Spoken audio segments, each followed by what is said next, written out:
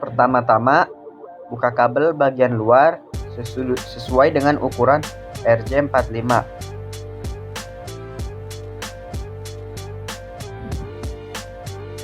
Dan membukanya lebih baik menggunakan gunting.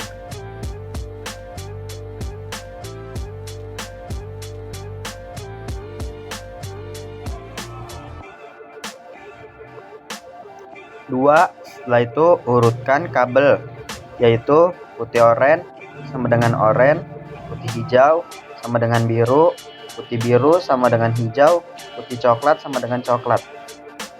3. Bila sudah diurutkan, masukkan semua kabel ke RJ45 sampai masuk semua ke ujungnya.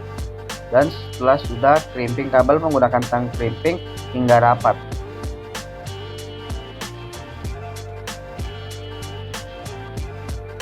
4. Lakukan hal yang sama juga pada bagian ujung kabel lainnya. 5. Percobaan pertama kelompok kami gagal dan kami melakukan percobaan kedua dan berhasil.